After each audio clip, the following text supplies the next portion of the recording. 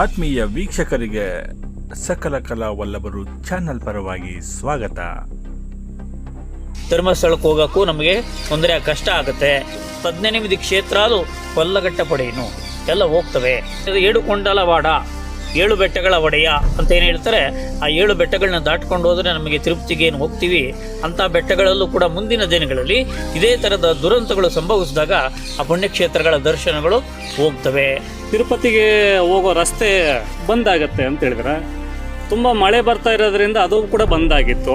ಗುಡ್ಡಗಳು ಇತಿಹಾಸದಲ್ಲೇ ಕುಸಿದೇ ಇರತಕ್ಕಂಥ ಗುಡ್ಡಗಳು ಕುಸಿಯೋದಕ್ಕೆ ಆರಂಭ ಆಗಿದೆ. ನಮ್ಮ ಸಕಲ ಕಲಾ ವಲ್ಲಭರು ಚಾನಲ್ನಲ್ಲಿ ಹಲವಾರು ಎಪಿಸೋಡ್ಗಳು ಕಾಲಜ್ಞಾನದ ಬಗ್ಗೆ ಮತ್ತು ಪರಿಸರದ ಬಗ್ಗೆ ಶ್ರೀಯುತ ಕೆ ಗುರುದೇವ್ ಅವರ ಜೊತೆಯಲ್ಲಿ ನಾವು ಎಪಿಸೋಡ್ಗಳನ್ನ ಮಾಡ್ತಾಯಿದ್ದೀವಿ. ಈ ಕಾಲಜ್ಞಾನದ್ದು ಹಲವಾರು ಜನ ಕಾಲಜ್ಞಾನ ಬರೆದಿದ್ದಾರೆ ಮಹನೀಯರು. ಎಲ್ಲ ಕಾಲಜ್ಞಾನಗಳು ಒಂದೇ ಇದ್ದಾವೆ, ಅದರಲ್ಲಿ ವ್ಯತ್ಯಾಸಗಳಿದ್ದಾವೆ. ಆ ಕಾಲಜ್ಞಾನಗಳಿಗೆ ಏನಕ್ಕೋಸ್ಕರ ಬರೆದ್ರು, ನಡೀತಾ ಇದೆಯಾ, ಮುಂದೆ ನಡೆಯುತ್ತಾ, ಏನು ನಡೀಬೋದು, ಅದರಿಂದ ನಾವು ನಮ್ಮನ್ನು ರಕ್ಷಿಸ್ಕೋಬೋದಾ, ಇದೇ ಮೊದಲಾದ ಪ್ರಶ್ನೆಗಳು ನಮ್ಮಲ್ಲಿ ಹುಟ್ಟೋದು ಸಹಜ. ಹಲವಾರು ಜನ ಯೂಟ್ಯೂಬಲ್ಲಿ ಚಾನಲ್ಗಳಲ್ಲಿ ಮಾಡ್ತಾಯಿದ್ದಾರೆ. ಆದರೆ ಪ್ರಶ್ನೆಗಳು ಕೇಳಿದಾಗ ಅವ್ರ ಹತ್ರ ಉತ್ತರಗಳಿರಲ್ಲ. ನಮ್ಮ ಕೆ ಗುರುದೇವ್ ಸರ್ ಅವರು ಒಂದು ಗೂಗಲ್ ಇದ್ದಾಗೆ ನೋಡಿ, ಅವರ ಜೀವನ ಪೂರ್ತಿ ಈ ಥರ ಏನು ಕಟಿಂಗ್ಸ್ ಇದೆ, ಇದು ಎಲ್ಲೇ ಮಾಹಿತಿ ಸಿಕ್ಕಿದ್ರೂ ಅದನ್ನು ಹಲವಾರು ವರ್ಷಗಳು ಅಂದರೆ ದಶಕಗಳಿಂದ ಈ ಥರದ ಮಾಹಿತಿಗಳನ್ನ ಸಂಗ್ರಹಿಸಿ ಸುಮಾರು 1.5 ಟನ್ನಷ್ಟು ಮಾಹಿತಿಗಳನ್ನ ಸಂಗ್ರಹ ಮಾಡಿಟ್ಟಿದ್ದಾರೆ. ನೀವು ಯಾವುದೇ ವಿಷಯದ ಬಗ್ಗೆ ಕೇಳಿ, ಆಹಾರ ಮತ್ತು ಪರಿಸರ, ಕಾಲಜ್ಞಾನ, ಇವೆಲ್ಲದಕ್ಕೂ ಇವರ ಹತ್ರ ದಾಖಲೆ ಸಮೇತ ಉತ್ತರಗಳಿದ್ದಾವೆ. ಹಾಗಾಗಿ ನಮಗೆ ನಮ್ಮ ಒಂದು ಸಮಸ್ಯೆಗಳು, ನಮ್ಮ ಒಂದು ಪ್ರಶ್ನೆಗಳಿಗೆ ಸರಿಯಾದ ಉತ್ತರ ಕೊಡೋದಕ್ಕೆ ಗುರುದೇವ್ ಸರ್ ಅವರು ಬಹಳ ಸೂಕ್ತ ವ್ಯಕ್ತಿ ಅನ್ನಿಸ್ತು. ಹಾಗಾಗಿ ಅವರ ಜೊತೆ ನಿರಂತರವಾಗಿ ನಮ್ಮ ಎಪಿಸೋಡ್ಗಳು ನಡೀತಾ ಹೋಗ್ತಾ ಇದ್ದಾವೆ. ಹೀಗಾಗಿ ನೋಡೋಣ ನಮ್ಮ ಒಂದು ಏನು ಪ್ರಶ್ನೆಗಳಿದ್ದಾವೆ, ನೀವು ವೀಕ್ಷಕರ ಪರವಾಗಿ ನಮ್ಮ ಪ್ರಶ್ನೆಗಳು ನಾನು ಶ್ರೀ ಗುರುದೇವ್ ಸರ್ ಹತ್ರ ಕೇಳ್ತೀನಿ.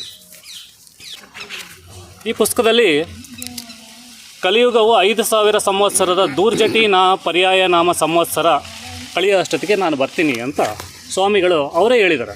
108 ಸಂವತ್ಸರ 4 ಪಾದಗಳ ಕೃತಯುಗದ ಧರ್ಮವನ್ನು ನಡೆಸಿ ನಾನು ಆನಂತರ ಅವತಾರವನ್ನು ಸಾಕು ಮಾಡಿ ನನ್ನ ವಾಸಸ್ಥಾನವಾದ ವೈಕುಂಠವನ್ನು ಸೇರುವೆನು ಅಂತ ಹೇಳಿದರು. ಹಾಗಾದರೆ ಶ್ರೀ ವೀರಬ್ರಹ್ಮೇಂದ್ರ ಅವರೇ ಶ್ರೀಮನ್ ನಾರಾಯಣನ ಇಲ್ಲ ಅವರ ಅವತಾರನ? ಈ ಪ್ರಶ್ನೆಗೆ ಸರ್ ಅಂತ ಉತ್ತರ ಕೇಳ. ಇದರ ಬಗ್ಗೆ ಭಾಳಷ್ಟು ಸ್ಪಷ್ಟವಾಗಿ ಭಾಳಷ್ಟು ಜನಗಳು ಅದರ ಬಗ್ಗೆ ಈಗ ಮಾತಾಡಿದ್ದಾರೆ. ಮಹಾವಿಷ್ಣುವಿನ ಅಪರಾವತಾರವೇ ಬ್ರಹ್ಮೇಂದ್ರ ಸ್ವಾಮಿಗಳು ಅಂತಕ್ಕಂಥದ್ದು ಸರ್ವವಿದಿತ. ಅದರ ಬಗ್ಗೆ ಭಾಳಷ್ಟು ಕಡೆ ಭಾಳಷ್ಟು ಎಪಿಸೋಡ್ಗಳಲ್ಲಿ ಬೇಕಾದಷ್ಟು ಜನ ನನ್ನ ಹಾಗೇ ಅದರ ಬಗ್ಗೆ ಅಧ್ಯಯನ ಮಾಡಿರ್ತಕ್ಕಂಥ ಜ್ಞಾನಿಗಳು ಅದರ ಬಗ್ಗೆ ಹೇಳ್ಕೊಂಡು ಹೋಗಿದ್ದಾರೆ. ಮಹಾವಿಷ್ಣುವಿನ ಅಪರಾವತಾರ ವೀರಬ್ರಹ್ಮೇಂದ್ರ ಸ್ವಾಮಿಗಳು, ಅದು ಪಕ್ಕಾ ಸತ್ಯ. ಅದು ಮತ್ತು ಸರ್ ಇದರಲ್ಲಿ ಓದ್ತಾ ಹೋದರೆ ಸುಮಾರು ಸಾವಿರಾರು ಈ ಥರ ಬರೆದಿದ್ದಾರೆ. ಈ ಥರ ಆಗುತ್ತೆ, ಆ ಥರ ಆಗುತ್ತೆ ಅಂದರೆ ನಮ್ಮ ತಿಳುವಳಿಕೆಗಳು ಸುಮಾರು ಬರೋದೇ ಇಲ್ಲ, ಕೆಲವು ಮಾತ್ರ ಬಂದಿದ್ದಾವೆ. ಈಗ ಬೇವಿನ ಮರದಲ್ಲಿ ಅಮೃತವು ಸುರಿದೀತು ಅಂತಿದೆ, ಅದು ಪತ್ರಿಕೆಯಲ್ಲಿ ಬಂದಿದೆ. ಮತ್ತು ತಿರುಪತಿಗೆ ಹೋಗೋ ರಸ್ತೆ ಬಂದಾಗತ್ತೆ ಅಂತ ಹೇಳಿದ್ರೆ ತುಂಬ ಮಳೆ ಬರ್ತಾ ಇರೋದ್ರಿಂದ ಅದು ಕೂಡ ಬಂದಾಗಿತ್ತು. ಈ ಥರ ಒಂದು ಏನಾಗುತ್ತೆ, ನೇರ ಅಲ್ಲದೆ ಇದ್ರೂ ಒಗಟಿನ ರೂಪದಲ್ಲಿ ಆ ಥರದ್ದು ಕಾಲಜ್ಞಾನದ ಒಂದು ಉಲ್ಲೇಖ ಇದೆ. ಆ ಒಗಟನ್ನು ನಾವು ಯಾವ ರೀತಿ ಸಾಲ್ವ್ ಮಾಡ್ಕೋಬೋದು ಅಂತ ಸರ್? ಅದು ಅವರು ಹೇಳಿರ್ತಕ್ಕಂಥ ಭವಿಷ್ಯವಾಣಿಗಳಿಗೆ ಪೂರಕವಾಗಿ ಈಗ ಉದಾಹರಣೆಗೆ ನೀವೇ ಹೇಳಿದ್ರಿ, ತಿರುಪತಿಯ ಒಂದು ಇದನ್ನು ಇಂಥ ಕಾರಣದಿಂದಾಗಿ ಮುಚ್ಚಿ ಹೋಗಬೇಕಾದ ಪರಿಸ್ಥಿತಿ ಬಂತು ಅಂತ. ನಿನ್ನೆಯ ವಿದ್ಯಮಾನಗಳನ್ನು ನಾವು ನೋಡಿದಾಗ ನಮ್ಮ ಚಾರ್ಮುಡಿ ಘಾಟು ಈ ಸುತ್ತಮುತ್ತ ಭೂಕುಸಿತಗಳು, ಭೂಕುಸಿತಗಳ ಬಗ್ಗೆ ಒಂದು ವಿಡಿಯೋ ಮಾಡಿ ತೋರಿಸ್ತಾ ಇದ್ದಾರೆ.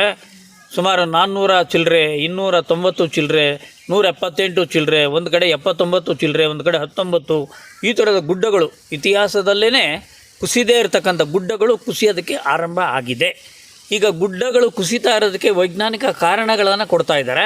ಆ ಗುಡ್ಡಗಳ ಮೇಲೆ ಈ ಯಾತ್ರಿಕರ ರೆಸಾರ್ಟ್ಸ್ಗಳನ್ನ ಕಟ್ಟೋದ್ರ ಮುಖಾಂತರ ಅಲ್ಲಿ ಮೇಲ್ಗಡೆ ಅವರ ವಾಸಕ್ಕಾಗಿ ಕಟ್ತಕ್ಕಂಥ ಬಿಲ್ಡಿಂಗ್ಗಳು, ಅಲ್ಲಿ ಸ್ಟೋರೇಜ್ ಆಗ್ತಕ್ಕಂಥ ಕೊಳಚೆ ನೀರು, ಬಚ್ಚಲ್ ನೀರು, ಡ್ರೈನೇಜ್ ನೀರುಗಳು, ಇಂಥವು ಬೆಟ್ಟವನ್ನು ಇದು ಮಾಡೋದ್ರ ಜೊತೆಗೆ ಬೆಟ್ಟಗಳ ಪಕ್ಕಗಳಲ್ಲಿ ಕ್ವಾರಿ ನಡೀತಕ್ಕಂಥದ್ದು, ಬೆಟ್ಟಗಳ ಸೈಡನ್ನು ಅಗದು ಮಣ್ಣನ್ನು ತೆಗೆದು ಶಿಫ್ಟ್ ಮಾಡ್ತಕ್ಕಂಥದ್ದು, ಇಂಥ ಎಲ್ಲ ಕಾರಣಗಳಿಗಾಗಿ ಇವತ್ತು ಯಾವತ್ತೂ ಕುಸಿದೇ ಇರತಕ್ಕಂಥ ಗುಡ್ಡಗಳ ಕುಸಿತ ಆರಂಭ ಆಗೋಗಿದೆ.